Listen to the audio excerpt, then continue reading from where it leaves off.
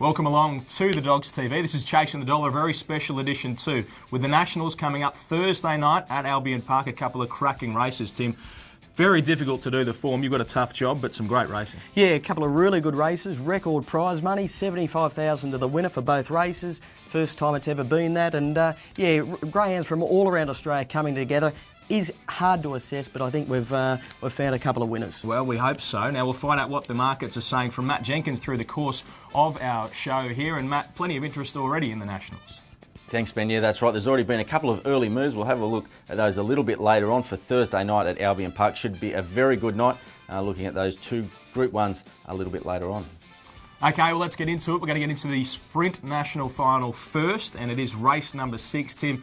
There's a couple of scratchings here. The 1 and the 5 have both come out of the original field. That will affect things. Yeah, definitely. Pedrosa and Tenelli Bar were both genuine winning chances. They've both been scratched. A couple of Queenslanders go in as replacements. I think they'll struggle, but it's still a really good race. Yeah, it certainly is. What are you going with? We've got Glenn Gallen looks to have the home ground advantage. Has won 7 from 8 at the track. You going outside there? Well, I'm going to steer clear. He's got a chance, but I think he's well and truly under the odds. He's the young greyhound in the race. He's got a terrific chance, but he hasn't got a great deal of early pace. I'm going with the other Queenslander, number 3, Bogey King, the National Derby winner from earlier this year. He's a safe beginner. He's got good pace when he gets rolling fully into stride. I think he can sit second or third in the run and be too strong. I think the Greyhound 9, maybe Elite, will lead from the inside, and I think Bogey King might be able to position just behind it and be too strong. Cold Fusion has got a great chance. I can't believe the boys bet $8. Incredible odds. I didn't get on. I wish I did. I was too late. He's been backed very heavily. He's got an impeccable record from outside boxes. He's on his home track. He's got a terrific chance. And Glenn Gallen, as I mentioned, lacks early pace but really strong at the end. Well, let's have a look at that market. As Tim's just mentioned, Cold Fusion went up $8 but doesn't remain there, that is for sure. Matt Jenkins, take us through the market. Yeah, just having a look at the Sprint Final, as I said, have been open since Tuesday. The main move here has been Cold Fusion. We put up $8. That was snapped up very quickly. It's now onto the second line of betting at $4.20. The favourite has been a little bit easy. That is Glenn Gallen, the Queensland dog.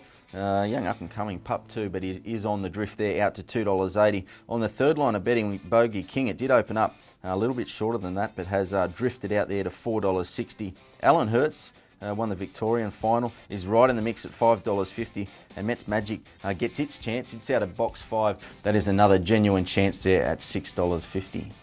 Okay, mate. Well, Tim, what do you think? You've had a look at the market there. Anything you see? Well, as I mentioned, I'd love to be on Cold Fusion at the $8, but I'm going to stick with Bogey King, $4.60. I think he's got a great chance and good value at the $4.60. Cold Fusion's got a terrific chance, but I don't really want to be on now after missing the $8. That's the way I punt. If I got on, I would have been very happy, but I don't want to chime in and take unders now. And Glenn Gallen, I think he's got a chance, but I don't want to. I think he's just well and truly under the odds at $2.80. We'll move on to the National Distance Final. This will be race number 8, and this is a very tough race, Tim. There's plenty of chances, as you say, they come from right around the country. Very tough to line them up here. It is, and Zipping Lad, he is the boomstayer on the scene. He's unbeaten since stepping up in distance. Jason McKay is a Nationals king. He's won 3 titles, 1 sprint, 2 distance. He trialled in sensational fashion. He went like a torpedo over the 600 metres. He's well drawn out wide on the track, and I think he's clearly the one to beat.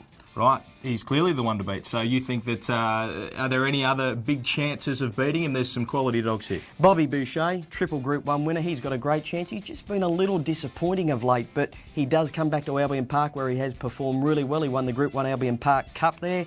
Dashing Corsair, the sentimental favourite. He's just a freakish Queenslander, having his last run in his career. But I don't know whether he was just a bit disappointing in the Queensland final last week. And number 4, Lady Arco, she ran the track record at Sandown, winning the Victorian final last time out. If she does bring her A game to Albion Park, she'll be hard to beat.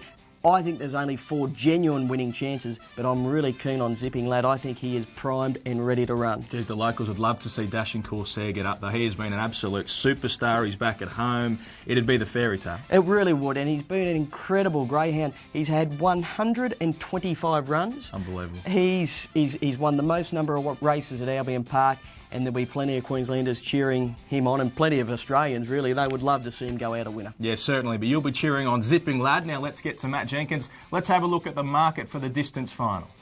Yeah, well, Zipping Lad out of the 8 is now the favourite. When markets first went up on Tuesday, it was on the second line of betting.